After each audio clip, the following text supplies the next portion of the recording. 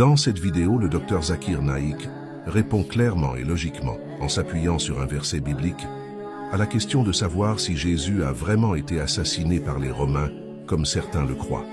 À la fin de cette vidéo, vous aurez compris que Jésus-Christ lui-même avait prophétisé ce qui lui arriverait lorsqu'il a dit à ses disciples que son miracle est que personne ne pourra le tuer, car il disparaîtra de la terre pendant 3 nuits et 3 jours, puis il réapparaîtra.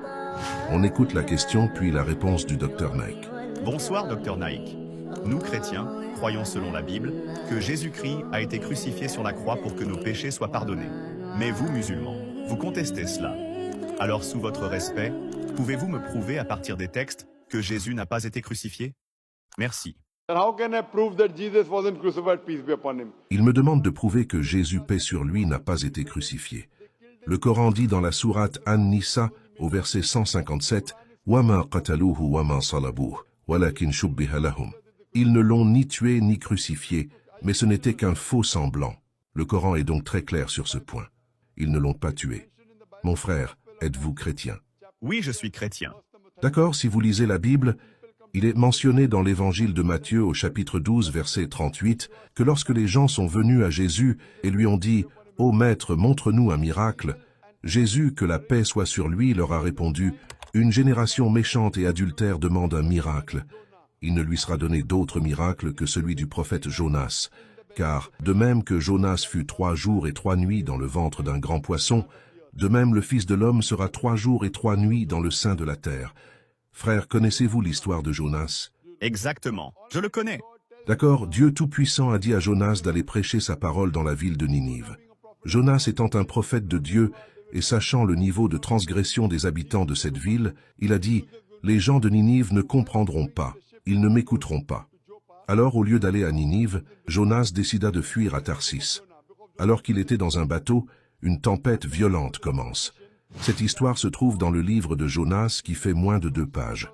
À cette époque, il y avait une superstition selon laquelle la tempête en mer était due à l'un des passagers qui n'avait pas obéi au commandement de Dieu. Et cette personne devait donc être retirée du bateau et jetée à l'eau pour calmer la tempête et sauver le reste de l'embarcation.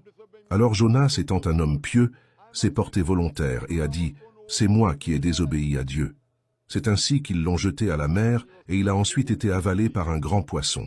Ma question est donc la suivante. Dans le ventre du poisson, Jonas est-il mort ou il est resté en vie? Bien sûr que Jonas est resté en vie. Normalement, quand une personne est jetée à la mer pendant une tempête, il y a une forte probabilité que cette personne meure. Et si elle meurt, cela ne peut pas être considéré comme un miracle, car il est normal de mourir dans une telle situation.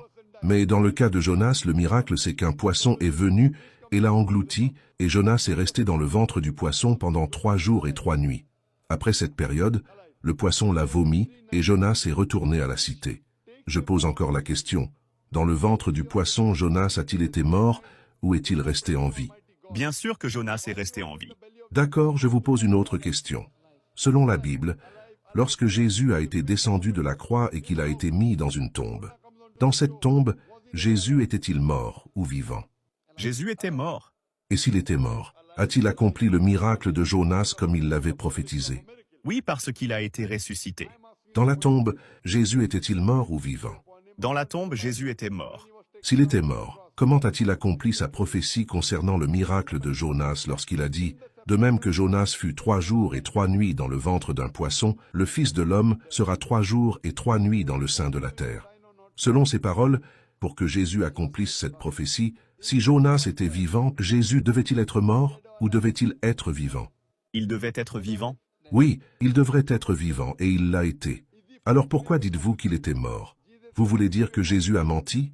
Si vous dites qu'il était mort alors qu'il a lui-même prophétisé qu'il restera vivant de la même manière que Jonas est resté vivant, cela signifie que vous dites que Jésus était un menteur. Et tout cela vous a été dit par l'Église, et c'est faux parce que Jésus n'est pas mort. Croyez-vous aux paroles de l'Église ou croyez-vous aux paroles de Jésus? Mais c'est la Bible qui dit que Jésus était mort. Où la Bible dit-elle que Jésus était mort? Pouvez-vous me donner une référence? Non, je ne me rappelle pas du verset, mais la Bible le dit. Mais connaissez-vous le miracle de Jonas ou non? Dans le ventre du poisson, Jonas était-il mort ou était-il vivant? Il était vivant. Alors pour accomplir sa prophétie, dans le sein de la terre, Jésus devait-il être mort ou devait-il être vivant? Jésus devait être vivant. Oui, il était vivant, car il n'est dit nulle part qu'il était mort. Ce sont des soldats romains qui ont cru qu'il était mort. Ils lui ont donné un coup de lance, mais il est resté en vie. Il y a beaucoup de preuves, mais celle-ci est suffisante. En comparant ce qui allait lui arriver à ce qui était arrivé à Jonas auparavant, alors que nous savons que Jonas a disparu de la terre et est resté vivant pendant 3 nuits et 3 jours dans le ventre du poisson, Jésus-Christ voulait dire que lui aussi ne sera pas mort, mais qu'il restera vivant pendant 3 nuits et 3 jours dans le sein de la terre. C'est Jésus lui-même qui l'a dit. Malheureusement, des gens sont venus plus tard et ont écrit d'autres choses dans la Bible qui contredisent les paroles de Jésus. Alors nous ne savons pas s'il faut croire aux paroles de Jésus ou s'il faut le rejeter et croire aux paroles de Paul. Le verset que j'ai utilisé pour prouver que Jésus n'est pas mort contient des propres paroles de Jésus. Ce ne sont pas de paroles qui ont été prononcées par Paul ou par quelqu'un d'autre. Alors pour me prouver que j'ai tort, vous devez me montrer un verset où Jésus lui-même dit qu'il a été tué, ou un verset dans lequel Dieu dit que Jésus a été ou sera tué. Je mets au défi tout chrétien de trouver ce verset dans la Bible et de me l'apporter. Je le répète, s'il vous plaît, ne venez pas avec des versets contenant des paroles de quelqu'un d'autre. Merci.